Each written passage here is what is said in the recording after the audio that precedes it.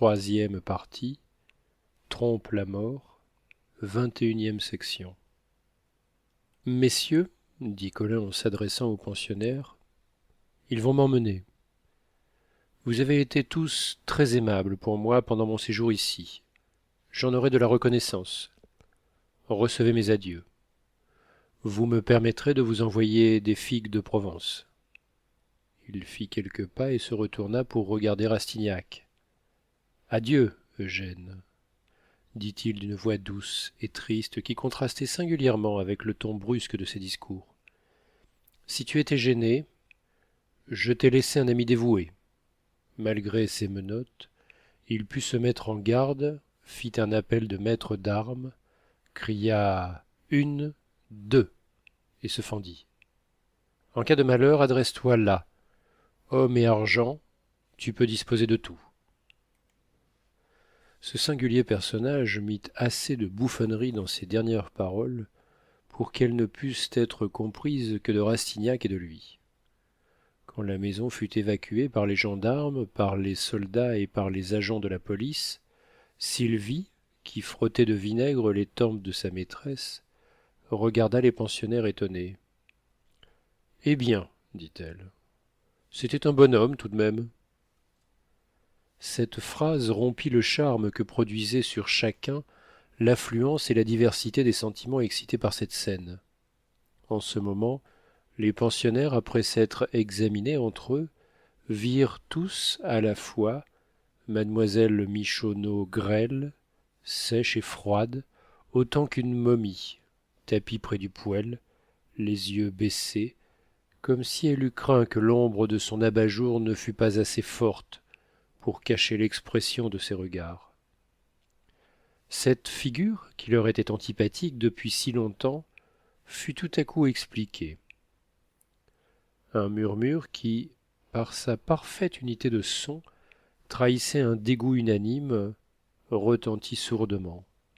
Mademoiselle Michonneau l'entendit et resta. Bianchon, le premier, se pencha vers son voisin. Je décampe, si cette fille doit continuer à dîner avec nous, dit-il à mi-voix. En un clin d'œil, chacun, moins Perret, approuva la proposition de l'étudiant en médecine, qui, fort de l'adhésion générale, s'avança vers le vieux pensionnaire. Vous qui êtes lié particulièrement avec mademoiselle Michonneau, lui dit-il, parlez-lui, faites-lui comprendre qu'elle doit s'en aller, à l'instant même. À l'instant même répéta Poiret étonné. Puis il vint auprès de la vieille et lui dit quelques mots à l'oreille. Mais mon terme est payé, je suis ici pour mon argent comme tout le monde, dit-elle en lançant un regard de vipère sur les pensionnaires. Qu'à cela ne tienne, nous nous cotiserons pour vous le rendre, dit Rastignac. Monsieur soutient Collin, répondit-elle en jetant sur l'étudiant un regard venimeux et interrogateur. Il n'est pas difficile de savoir pourquoi. À ce mot, Eugène bondit comme pour se ruer sur la vieille fille et l'étrangler. Ce regard dont il comprit les perfidies venait de jeter une horrible lumière dans son âme. Laissez-la donc, s'écrièrent les pensionnaires. Rastignac se croisa les bras et resta muet. Finissons-en avec mademoiselle Judas, dit le peintre en s'adressant à madame Vauquer. Madame, si vous ne mettez pas à la porte la Michonneau, nous quittons tous votre baraque, et nous dirons partout qu'il ne s'y trouve que des espions et des forçats. Dans le cas contraire, nous nous tairons tous sur cet événement qui, au bout du compte, pourrait arriver dans les meilleures sociétés, jusqu'à ce qu'on marque les galériens au front et qu'on leur défende de se déguiser en bourgeois de Paris, et de se faire aussi bêtement farceurs qu'ils le sont tous. À ce discours, madame Vauquer retrouva miraculeusement la santé, se redressa, se croisa les bras, ouvrit ses yeux clairs et sans apparence de larmes. Mais, mon cher monsieur, vous voulez donc la ruine de ma maison? Voilà monsieur Vautrin, oh mon Dieu, se dit-elle en s'interrompant elle-même. Je ne puis pas m'empêcher de l'appeler par son nom d'honnête homme. Voilà, reprit-elle, un appartement vide, et vous voulez que j'en ai deux de plus à louer, dans une saison où tout le monde est casé? Messieurs, prenons nos chapeaux et allons dîner place Sorbonne, chez Flicoteaux, dit Bianchon. Madame Vauquer calcula d'un seul coup d'œil le parti le plus avantageux et roula jusqu'à mademoiselle Michonneau. Allons, ma chère petite belle, vous ne voulez pas la mort de mon établissement, hein? Vous voyez à quelle extrémité me réduisent ces messieurs? Remontez dans votre chambre pour ce soir. Du tout, crièrent les pensionnaires. Nous voulons qu'elle sorte à l'instant. Mais elle n'a pas dîné, cette pauvre demoiselle, dit Poiret d'un ton piteux. Elle ira dîner où elle voudra, crièrent plusieurs voix. À la porte, la moucharde! À la porte, les mouchards! Messieurs, s'écria Poiret, qui s'éleva tout à coup à la hauteur du courage que l'amour prête au bélier, respectez une personne du sexe. Les mouchards ne sont d'aucun sexe, dit le peintre. Fameux sexorama! À la portorama! Messieurs, ceci est indécent. Quand on renvoie les gens, on doit y mettre des formes. Nous avons payé, nous restons, dit Poiret en se couvrant de sa casquette et se plaçant sur une chaise à côté de mademoiselle Michonneau que prêchait madame Vauquer. Méchant, lui dit le peintre d'un air comique. Petit méchant, va. Allons. Si vous ne vous en allez pas, nous nous en allons, nous autres, dit Bianchon. Et les pensionnaires firent en masse un mouvement vers le salon. Mademoiselle, que voulez-vous donc? S'écria madame Vauquer. Je suis ruinée. Vous ne pouvez pas rester, ils vont en venir à des actes de violence. Mademoiselle Michonneau se leva. Elle s'en ira, elle ne s'en ira pas, elle s'en ira, elle ne s'en ira pas. Ces mots dits alternativement, et l'hostilité des propos qui commençaient à se tenir sur elle, contraignirent mademoiselle Michonneau à partir, après quelques stipulations faites à voix basse avec l'hôtesse. Je vais chez madame Bunot, dit-elle d'un air menaçant.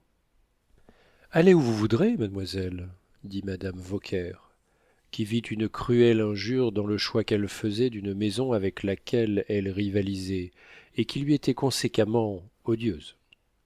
Allez chez la Bunot, vous aurez du vin à faire danser les chèvres, et des plats achetés chez les Regrattiers. Les pensionnaires se mirent sur deux files, dans le plus grand silence. Poiret regarda si tendrement mademoiselle Michonneau, il se montra si naïvement indécis, sans savoir s'il devait la suivre ou rester, que les pensionnaires, heureux du départ de mademoiselle Michonneau, se mirent à rire en se regardant. Xi, Poiret, lui cria le peintre. Allons, houpe là, à houpe! L'employé au muséum se mit à chanter comiquement ce début d'une romance connue. Partant pour la Syrie, le jeune Nébo Dunois. Allez donc, vous en mourrez d'envie. Trahit sua quemaque voluptas, dit Bianchon. Chacun suit sa particulière, traduction libre de Virgile, dit le répétiteur. Mademoiselle Michonneau ayant fait le geste de prendre le bras de Poiret en le regardant, il ne put résister à cet appel, et vint donner son appui à la vieille. Des applaudissements éclatèrent, et il y eut une explosion de rire. Bravo, Poiret, ce vieux Poiret! Apollon, Poiret, Mars, Poiret! Courageux Poiret! En ce moment, un commissaire entra, remit une lettre à madame Vauquer, qui se laissa couler sur sa chaise après l'avoir lue. Mais il n'y a plus qu'à brûler ma maison. Le tonnerre y tombe. Le fils Taillefer est mort à 3 heures. Je suis bien puni d'avoir souhaité du bien à ces dames au détriment de ce pauvre jeune homme. Madame Couture et Victorine me redemandent leurs effets et vont demeurer chez son père. Monsieur Taillefer permet à sa fille de garder la veuve Couture comme demoiselle de compagnie. 4 appartements vacants, 5 pensionnaires de moins. Elle s'assit et parut près de pleurer. Le malheur est entré chez moi, s'écria-t-elle. Le roulement d'une voiture qui s'arrêtait retentit tout à coup dans la rue. Encore quelque chape-chute, dit Sylvie. Goriot montra soudain une physionomie brillante et colorée de bonheur, qui pouvait faire croire à sa régénération. Goriot en fiacre, dirent les pensionnaires. La fin du monde arrive. Le bonhomme alla droit à Eugène, qui restait pensif dans un coin, et le prit par le bras. Venez, lui dit-il d'un air joyeux. Vous ne savez donc pas ce qui se passe, lui dit Eugène. Vautrin était un forçat que l'on vient d'arrêter et le fils Taillefer est mort. Eh bien, qu'est-ce que ça nous fait répondit le père Goriot. Je dîne avec ma fille chez vous, entendez-vous? Elle vous attend, venez. Il tira si violemment Rastignac par le bras qu'il le fit marcher de force, et parut l'enlever comme si c'eût été sa maîtresse. Dînons, cria le peintre. En un moment chacun prit sa chaise et s'attabla. Par exemple, dit la grosse Sylvie, tout est malheur aujourd'hui. Mon haricot de mouton s'est attaché. Bah, vous le mangerez brûlé, tant pire. Madame Vauquer n'eut pas le courage de dire un mot en ne voyant que 10 personnes au lieu de 18 autour de sa table. Mais chacun tenta de la consoler et de l'égayer. Si d'abord les externes s'entretinrent de Vautrin et des événements de la journée, ils obéirent bientôt à l'allure serpentine de leur conversation et se mirent à parler des duels, du bagne, de la justice, des lois à refaire, des prisons. Puis ils se trouvèrent à 1000 lieues de Jacques Collin, de Victorine et de son frère. Quoiqu'ils ne fussent que 10, ils crièrent comme 20, et semblaient être plus nombreux qu'à l'ordinaire. Ce fut toute la différence qu'il y eut entre ce dîner et celui de la veille. L'insouciance habituelle de ce monde égoïste qui, le lendemain, devait avoir dans les événements quotidiens de Paris une autre proie à dévorer, reprit le dessus, et madame Vauquer elle-même se laissa calmer par l'espérance qui emprunta la voix de la grosse Sylvie. Cette journée devait être jusqu'au soir une fantasmagorie pour Eugène, qui, malgré la force de son caractère et la bonté de sa tête, ne savait comment classer ses idées quand il se trouva dans le fiacre à côté du père Goriot, dont les discours trahissaient une joie inaccoutumée et retentissaient à son oreille après tant d'émotions, comme les paroles que nous entendons en rêve. C'est fini de ce matin. Nous dînons tous les trois ensemble. Ensemble, comprenez-vous? Voici 4 ans que je n'ai dîné avec ma Delphine, ma petite Delphine. Je vais l'avoir à moi pendant toute une soirée. Nous sommes chez vous depuis ce matin. J'ai travaillé comme un manœuvre, à Biba. J'ai aidé à porter les meubles. Ah, vous ne savez pas comme elle est gentille à table. Elle s'occupera de moi. Tenez, papa, mangez donc de cela, c'est bon. Et alors je ne peux pas manger. Oh, y a-t-il longtemps que je n'ai été tranquille avec elle comme nous allons l'être? Mais, lui dit Eugène, aujourd'hui le monde est donc renversé? Renversé, dit le père Goriot. Mais à aucune époque le monde n'a si bien été. Je ne vois que des figures gaies dans les rues, des gens qui se donnent des poignées de main et qui s'embrassent, des gens heureux comme s'ils allaient tous dîner chez leur fille, y gobichonner, un bon petit dîner qu'elle a commandé devant moi au chef du café des Anglais. Mais bah, près d'elle le chicotin serait doux comme miel. Je crois revenir à la vie, dit Eugène. Mais marchez donc, cocher, cria le père Goriot en ouvrant la glace de devant. Allez donc plus vite, je vous donnerai 100 sous pour boire si vous me menez en 10 minutes là où vous savez. En entendant cette promesse, le cocher traversa Paris avec la rapidité de l'éclair. Il ne va pas, ce cocher, disait le père Goriot. Mais où me conduisez-vous donc? Lui demanda Rastignac. Chez vous, dit le père Goriot. La voiture s'arrêta rue d'Artois. Le bonhomme descendit le premier et jeta 10 francs au cocher avec la prodigalité d'un homme veuf qui, dans le paroxysme de son plaisir, ne prend garde à rien. Allons, montons, dit-il à Rastignac, en lui faisant traverser une cour et le conduisant à la porte d'un appartement situé au 3e étage, sur le derrière d'une maison neuve et de belle apparence. Le père Goriot n'eut pas besoin de sonner. Thérèse, la femme de chambre de madame de Nucingen, leur ouvrit la porte. Eugène se vit dans un délicieux appartement de garçon, composé d'une antichambre, d'un petit salon, d'une chambre à coucher et d'un cabinet ayant vue sur un jardin. Dans le petit salon, dont l'ameublement et le décor pouvaient soutenir la comparaison avec ce qu'il y avait de plus joli, de plus gracieux, il aperçut, à la lumière des bougies, Delphine, qui se leva d'une causeuse au coin du feu, mit son écran sur la cheminée et lui dit avec une intonation de voix chargée de tendresse: il a donc fallu vous aller chercher, monsieur, qui ne comprenait rien. Thérèse sortit. L'étudiant prit Delphine dans ses bras, la serra vivement et pleura de joie. Ce dernier contraste entre ce qu'il voyait et ce qu'il venait de voir, dans un jour où tant d'irritations avaient fatigué son cœur et sa tête, détermina chez Rastignac un accès de sensibilité nerveuse. Je savais bien, moi, qu'il t'aimait, dit tout bas le père Goriot à sa fille pendant qu'Eugène, abattu, gisait sur la causeuse sans pouvoir prononcer une parole ni se rendre compte encore de la manière dont ce dernier coup de baguette avait été frappé. Mais venez donc voir, lui dit madame de Nucingen en le prenant par la main et l'emmenant dans une chambre dont les tapis, les meubles et les moindres détails lui rappelèrent, en de plus petites proportions, celles de Delphine. Il y manque un lit, dit Rastignac. Oui, monsieur, dit-elle en rougissant et lui serrant la main. Eugène la regarda et comprit, jeune encore, tout ce qu'il y avait de pudeur vraie dans un cœur de femme aimante. Vous êtes une de ces créatures que l'on doit adorer toujours, lui dit-il à l'oreille. Oui, j'ose vous le dire, puisque nous nous comprenons si bien. Plus vif et sincère est l'amour, plus il doit être voilé, mystérieux. Ne donnons notre secret à personne. Oh, je ne serai pas quelqu'un, moi, dit le père Goriot en grognant. Vous savez bien que vous êtes nous, vous. Ah, voilà ce que je voulais. Vous ne ferez pas attention à moi, n'est-ce pas? J'irai, je viendrai comme un bon esprit qui est partout et qu'on sait être là sans le voir. Eh bien, Delphinette, Ninette, Dédelle, n'ai-je pas eu raison de te dire, il y a un joli appartement rue d'Artois, meublons-le pour lui? Tu ne voulais pas? Ah, c'est moi qui suis l'auteur de ta joie, comme je suis l'auteur de tes jours. Les pères doivent toujours donner pour être heureux. Donner toujours, c'est ce qui fait qu'on est père. Comment? Dit Eugène. Oui, elle ne voulait pas, elle avait peur qu'on ne dît des bêtises, comme si le monde valait le bonheur. Mais toutes les femmes rêvent de faire ce qu'elle fait.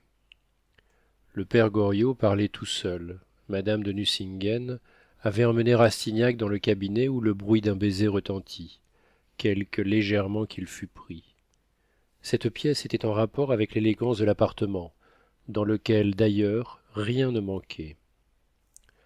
A-t-on bien deviné vos vœux dit-elle en revenant dans le salon pour se mettre à table. Oui, dit-il, trop bien, hélas. Ce luxe si complet, ces beaux rêves réalisés, toutes les poésies d'une vie jeune, élégante, je les sens trop pour ne pas les mériter, mais je ne puis les accepter de vous, et je suis trop pauvre encore pour... Ah. Vous me résistez déjà, dit-elle, d'un petit air d'autorité railleuse en faisant une de ces jolies moues que font les femmes quand elles veulent se moquer de quelques scrupules pour le mieux dissiper. Eugène s'était trop solennellement interrogé pendant cette journée, et l'arrestation de Vautrin en lui montrant la profondeur de l'abîme dans lequel il avait failli rouler, venait de trop bien corroborer ses sentiments nobles et sa délicatesse pour qu'il cédât à cette caressante réfutation de ses idées généreuses. Une profonde tristesse s'empara de lui. Comment? Dit madame de Nucingen, vous refuseriez? Savez-vous ce que signifie un refus semblable? Vous doutez de l'avenir? Vous n'osez pas vous lier à moi? Vous avez donc peur de trahir mon affection? Si vous m'aimez, et si je vous aime, pourquoi reculez-vous devant d'aussi minces obligations? Si vous connaissiez le plaisir que j'ai eu à m'occuper de tout ce ménage de garçons, vous n'hésiteriez pas, et vous me demanderiez pardon. J'avais de l'argent à vous, et je l'ai bien employé, voilà tout. Vous croyez être grand et vous êtes petit. Vous demandez bien plus? Ah, dit-elle en saisissant un regard de passion chez Eugène. Et vous faites des façons pour des niaiseries? Si vous ne m'aimez point, oh oui, n'acceptez pas. Mon sort est dans un mot. Parlez. Mais mon père, dites-lui donc quelques bonnes raisons, ajouta-t-elle en se tournant vers son père après une pause. Croit-il que je ne sois pas moins chatouilleuse que lui sur notre honneur? Le père Goriot avait le sourire fixe d'un terriaki en voyant, en écoutant cette jolie querelle. Enfant, vous êtes à l'entrée de la vie, reprit-elle en saisissant la main d'Eugène. Vous trouvez une barrière insurmontable pour beaucoup de gens, une main de femme vous l'ouvre et vous reculez. Mais vous réussirez. Vous ferez une brillante fortune, le succès est écrit sur votre beau front. Ne pourrez-vous pas alors me rendre ce que je vous prête aujourd'hui? Autrefois les dames ne donnaient-elles pas à leurs chevaliers des armures, des épées, des casques, des côtes de mailles, des chevaux, afin qu'ils puissent aller combattre en leur nom dans les tournois? Eh bien, Eugène, les choses que je vous offre sont les armes de l'époque, des outils nécessaires à qui veut être quelque chose. Il est joli, le grenier où vous êtes, s'il ressemble à la chambre de papa. Voyons, nous ne dînerons donc pas? Voulez-vous m'attrister? Répondez donc, dit-elle en lui secouant la main. Mon Dieu, papa, décide-le donc, ou je sors et ne le revois jamais. Je vais vous décider, dit le père Goriot, en sortant de son extase. Mon cher monsieur Eugène, vous allez emprunter de l'argent à des juifs, n'est-ce pas? Il le faut bien, dit-il. Bon, je vous tiens, reprit le bonhomme en tirant un mauvais portefeuille en cuir tout usé. Je me suis fait juif, j'ai payé toutes les factures, les voici. Vous ne devez pas un centime pour tout ce qui se trouve ici. Ça ne fait pas une grosse somme, tout au plus 5 000 francs. Je vous les prête, moi. Vous ne me refuserez pas, je ne suis pas une femme. Vous m'en ferez une reconnaissance sur un chiffon de papier, et vous me les rendrez plus tard. Quelques pleurs roulèrent à la fois dans les yeux d'Eugène et de Delphine, qui se regardèrent avec surprise. Rastignac tendit la main au bonhomme et la lui serra. Eh bien quoi? N'êtes-vous pas mes enfants? Dit Goriot. Mais mon pauvre père, dit madame de Nucingen, comment avez-vous donc fait? Ah, nous y voilà, répondit-il. Quand je t'ai eu décidé à le mettre près de toi, que je t'ai vu achetant des choses comme pour une mariée, je me suis dit, elle va se trouver dans l'embarras. L'avoué prétend que le procès à intenter à ton mari pour lui faire rendre ta fortune durera plus de 6 mois. Bon, j'ai vendu mes 1 350 livres de rente perpétuelle. Je me suis fait avec 15 000 francs 1200 francs de rente viagère bien hypothéquée, et j'ai payé vos marchands avec le reste du capital. Mes enfants. Moi, j'ai là-haut une chambre de 50 écus par an, je peux vivre comme un prince avec 40 sous par jour, et j'aurai encore du reste. Je n'use rien, il ne me faut presque pas d'habits. Voilà 15 jours que je ris dans ma barbe en me disant: vont-ils être heureux? Eh bien, n'êtes-vous pas heureux? Oh, papa, papa, dit madame de Nucingen en sautant sur son père qui la reçut sur ses genoux. Elle le couvrit de baisers, lui caressa les joues avec ses cheveux blonds et versa des pleurs sur ce vieux visage épanoui, brillant. Cher père, vous êtes un père. Non, il n'existe pas 2 pères comme vous sous le ciel. Eugène vous aimait bien déjà. Que sera-ce maintenant? Mais mes enfants, dit le père Goriot, qui depuis 10 ans n'avait pas senti le cœur de sa fille battre sur le sien, mais Delphinette, tu veux donc me faire mourir de joie? Mon pauvre cœur se brise. Allez, monsieur Eugène, nous sommes déjà quittes. Et le vieillard serrait sa fille par une étreinte si sauvage, si délirante qu'elle dit: ah, tu me fais mal. Je t'ai fait mal, dit-il en pâlissant. Il la regarda d'un air surhumain de douleur. Pour bien peindre la physionomie de ce Christ de la paternité, il faudrait aller chercher des comparaisons dans les images que les princes de la palette ont inventées pour peindre la passion soufferte au bénéfice des mondes par le Sauveur des hommes. Le père Goriot baisa bien doucement la ceinture que ses doigts avaient trop pressée. Non, non, je ne t'ai pas fait mal, non, reprit-il, en la questionnant par un sourire. C'est toi qui m'as fait mal avec ton cri. Ça coûte plus cher, dit-il à l'oreille de sa fille en la lui baisant avec précaution, mais il faut l'attraper, sans quoi il se fâcherait. Eugène était pétrifié par l'inépuisable dévouement de cet homme, et le contemplait en exprimant cette naïve admiration qui, au jeune âge, est de la foi. Je serais digne de tout cela, s'écria-t-il. Oh, mon Eugène, c'est beau ce que vous venez de dire là, et madame de Nucingen baisa l'étudiant au front. Il a refusé pour toi mademoiselle Taillefer et ses millions, dit le père Goriot. Oui, elle vous aimait, la petite, et son frère mort, la voilà riche comme Crésus. Oh, pourquoi le dire? S'écria Rastignac. Eugène, lui dit Delphine à l'oreille, maintenant j'ai un regret pour ce soir. Ah, je vous aimerais bien, moi, et toujours. Voilà la plus belle journée que j'ai eue depuis vos mariages, s'écria le père Goriot. Le bon Dieu peut me faire souffrir tant qu'il lui plaira. Pourvu que ce ne soit pas par vous, je me dirai: en février de cette année, j'ai été pendant un moment plus heureux que les hommes ne peuvent l'être pendant toute leur vie. Regarde-moi, Fifine, dit-il à sa fille. Elle est bien belle, n'est-ce pas? Dites-moi donc, avez-vous rencontré beaucoup de femmes qui aient ces jolies couleurs et sa petite fossette? Non, pas vrai. Eh bien, c'est moi qui ai fait cet amour de femme. Désormais, en se trouvant heureuse par vous, elle deviendra 1000 fois mieux. Je puis aller en enfer, mon voisin, dit-il. S'il vous faut ma part de paradis, je vous la donne. Mangeons, mangeons, reprit-il en ne sachant plus ce qu'il disait. Tout est à nous. Ce pauvre père. Si tu savais, mon enfant, dit-il en se levant et allant à elle, lui prenant la tête et la baisant au milieu de ses nattes de cheveux, combien tu peux me rendre heureux à bon marché. Viens me voir quelquefois. Je serai là-haut. Tu n'auras qu'un pas à faire. Promets-le-moi, dis. Oui, cher père. Dis encore. Oui, mon bon père. Tais-toi. Je te le ferai dire 100 fois si je m'écoutais.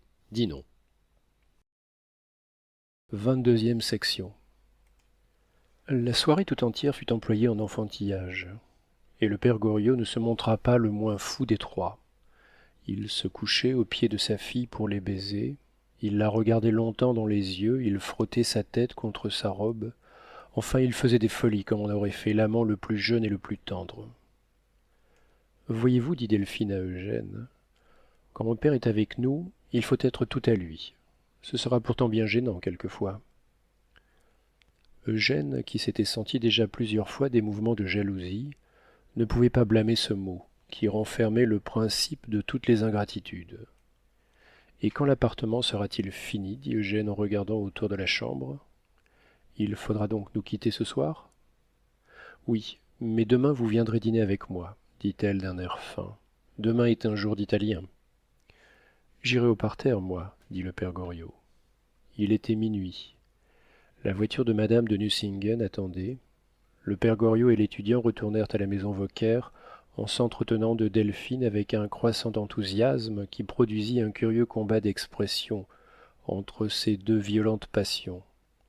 Eugène ne pouvait pas se dissimuler que l'amour du père, qu'aucun intérêt personnel n'entachait, écrasait le sien par sa persistance et par son étendue.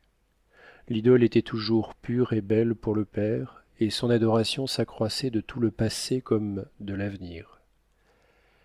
Ils trouvèrent madame Vauquer seule, au coin de son poêle, entre Sylvie et Christophe.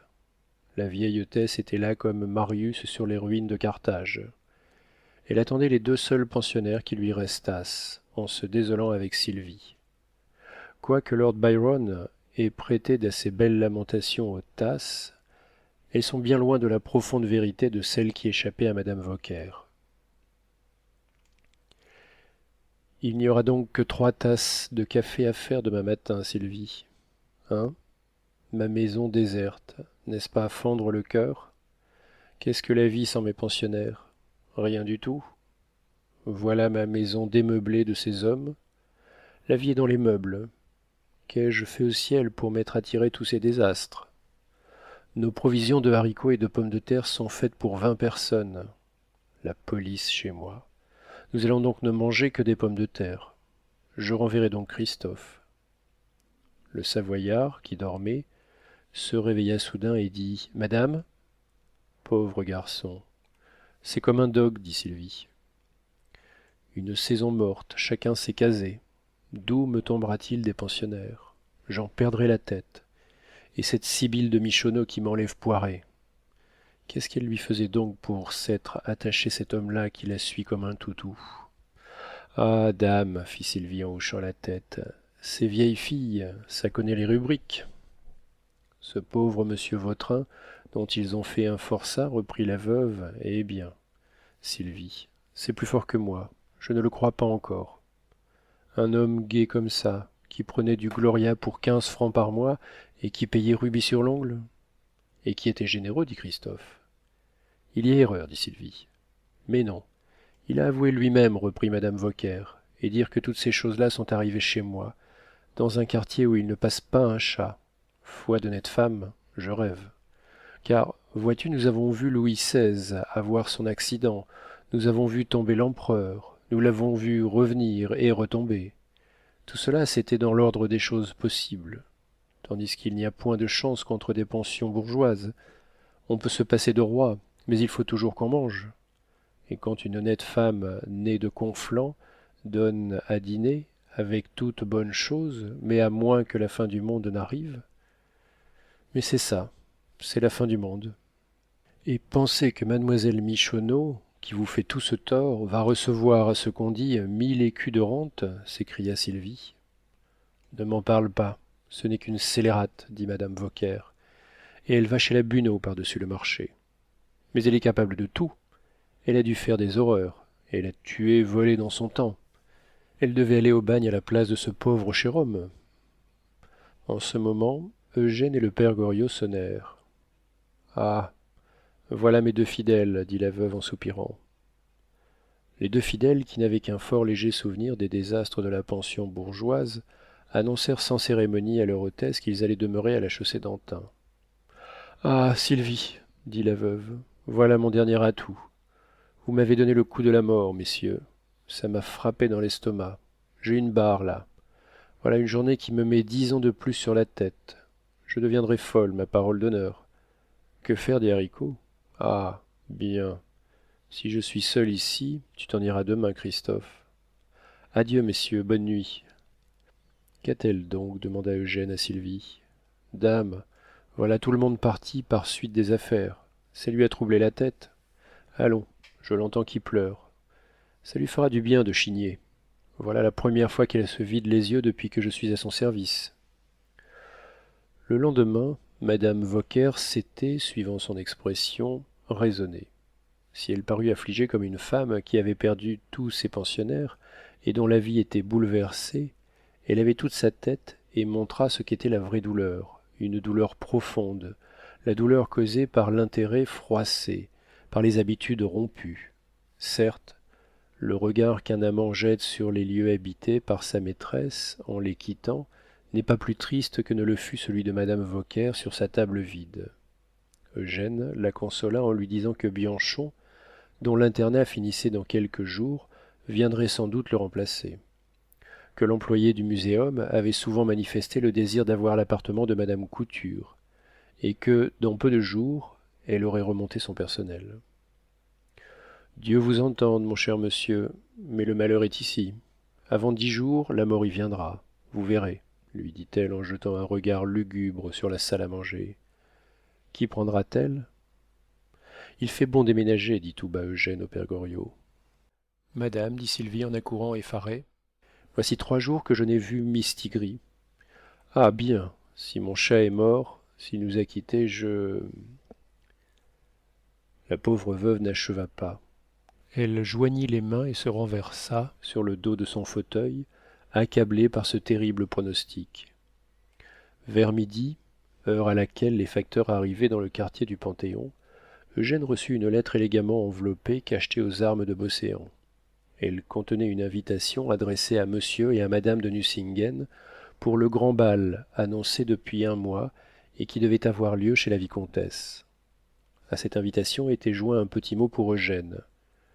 J'ai pensé, monsieur, que vous vous chargeriez avec plaisir d'être l'interprète de mes sentiments auprès de madame de Nucingen. Je vous envoie l'invitation que vous m'avez demandée et serai charmé de faire la connaissance de la sœur de madame de Restaud. Amenez-moi donc cette jolie personne et faites en sorte qu'elle ne prenne pas toute votre affection. Vous m'en devez beaucoup en retour de celle que je vous porte. Vicomtesse de Beauséant. Mais, se dit Eugène en relisant ce billet, madame de Beauséant me dit assez clairement qu'elle ne veut pas du baron de Nucingen. Il alla promptement chez Delphine, heureux d'avoir à lui procurer une joie dont il recevrait sans doute le prix. Madame de Nucingen était au bain. Rastignac attendit dans le boudoir, en but aux impatiences naturelles à un jeune homme ardent et pressé de prendre possession d'une maîtresse, l'objet de 2 ans de désir. C'est des émotions qui ne se rencontrent pas 2 fois dans la vie des jeunes gens. La première femme, réellement femme à laquelle s'attache un homme, c'est-à-dire celle qui se présente à lui dans la splendeur des accompagnements que veut la société parisienne, celle-là n'a jamais de rivale. L'amour à Paris ne ressemble en rien aux autres amours. Ni les hommes ni les femmes n'y sont dupes des montres pavoisées de lieux communs que chacun étale par décence sur ses affections soi-disant désintéressées. En ce pays, une femme ne doit pas satisfaire seulement le cœur et les sens, elle sait parfaitement qu'elle a de plus grandes obligations à remplir envers les 1000 vanités dont se compose la vie. Là surtout, l'amour est essentiellement vantard, effronté, gaspilleur, charlatan et fastueux. Si toutes les femmes de la cour de Louis XIV ont envié à mademoiselle de la Vallière l'entraînement de passion qui fit oublier à ce grand prince que ses manchettes coûtaient chacune 1000 écus, quand il les déchira pour faciliter au duc de Vermandois son entrée sur la scène du monde, que peut-on demander au reste de l'humanité? Soyez jeunes, riches et titrés, soyez mieux encore si vous pouvez. Plus vous apporterez de grains d'encens à brûler devant l'idole, plus elle vous sera favorable, si toutefois vous avez une idole. L'amour est une religion, et son culte doit coûter plus cher que celui de toutes les autres religions. Il passe promptement et passe en gamin, qui tient à marquer son passage par des dévastations. Le luxe du sentiment et la poésie des greniers. Sans cette richesse, qui deviendrait l'amour? S'il est des exceptions à ces lois draconiennes du code parisien, elles se rencontrent dans la solitude, chez les âmes qui ne se sont point laissées entraîner par des doctrines sociales, qui vivent près de quelques sources aux eaux claires, fugitives mais incessantes, qui, fidèles à leurs ombrages verts, heureuses d'écouter le langage de l'infini, écrit pour elles en toutes choses et qu'elles retrouvent en elles-mêmes, attendent patiemment leurs ailes en plaignant ceux de la terre. Mais Rastignac, semblable à la plupart des jeunes gens qui, par avance, ont goûté les grandeurs, voulait se présenter tout armé dans la lice du monde. Il en avait épousé la fièvre et sentait peut-être la force de le dominer, mais sans connaître ni les moyens, ni le but de cette ambition. À défaut d'un amour pur et sacré, qui remplit la vie, cette soif du pouvoir peut devenir une belle chose. Il suffit de dépouiller tout intérêt personnel et de se proposer la grandeur d'un pays pour objet. Mais l'étudiant n'était pas encore arrivé au point d'où l'homme peut contempler le cours de la vie et la juger. Jusqu'alors, il n'avait même pas complètement secoué le charme des fraîches et suaves idées qui enveloppent comme d'un feuillage la jeunesse des enfants élevés en province. Il avait continuellement hésité à franchir le Rubicon parisien. Malgré ses ardentes curiosités, il avait toujours conservé quelques arrière-pensées de la vie heureuse que mène le vrai gentilhomme dans son château. Néanmoins, ses derniers scrupules avaient disparu la veille, quand il s'était vu dans son appartement. En jouissant des avantages matériels de la fortune, comme il jouissait depuis longtemps des avantages moraux que donne la naissance, il avait dépouillé sa peau d'homme de province, et s'était doucement établi dans une position d'où il découvrait un bel avenir. Aussi, en attendant Delphine, mollement assis dans ce joli boudoir qui devenait un peu le sien, se voyait-il si loin du Rastignac venu l'année dernière à Paris, quand le lorgnant par un effet d'optique morale, il se demandait s'il se ressemblait en ce moment à lui-même. Madame est dans sa chambre, vint lui dire Thérèse, qui le fit tressaillir. Il trouva Delphine étendue sur sa causeuse, au coin du feu, fraîche, reposée. À la voir ainsi étalée sur des flots de mousseline, il était impossible de ne pas la comparer à ces belles plantes de l'Inde dont le fruit vient dans la fleur. Eh bien, nous voilà, dit-elle avec émotion.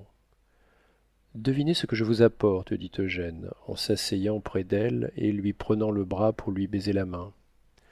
Madame de Nucingen fit un mouvement de joie en lisant l'invitation. Elle tourna sur Eugène ses yeux mouillés et lui jeta ses bras au cou pour l'attirer à elle dans un délire de satisfaction vaniteuse. Et c'est vous, toi, lui dit-elle à l'oreille, mais Thérèse est dans mon cabinet de toilette, soyons prudents. Vous à qui je dois ce bonheur? Oui, j'ose appeler cela un bonheur. Obtenu par vous, n'est-ce pas plus qu'un triomphe d'amour-propre? Personne ne m'a voulu présenter dans ce monde. Vous me trouverez peut-être en ce moment petite, frivole, légère comme une parisienne, mais pensez, mon ami, que je suis prête à tout vous sacrifier et que, si je souhaite plus ardemment que jamais d'aller dans le faubourg Saint-Germain, c'est que vous y êtes. Ne pensez-vous pas, dit Eugène, que madame de Beauséant a l'air de nous dire qu'elle ne compte pas voir le baron de Nucingen à son bal? Mais oui, dit la baronne en rendant la lettre à Eugène. Ces femmes-là ont le génie de l'impertinence. Mais n'importe, j'irai. Ma sœur doit s'y trouver. Je sais qu'elle prépare une toilette délicieuse. Eugène, reprit-elle à voix basse, elle y va pour dissiper d'affreux soupçons. Vous ne savez pas les bruits qui courent sur elle? Nucingen est venu me dire ce matin qu'on en parlait hier au cercle sans se gêner. À quoi tient, mon Dieu, l'honneur des femmes et des familles? Je me suis senti attaqué, blessé dans ma pauvre sœur.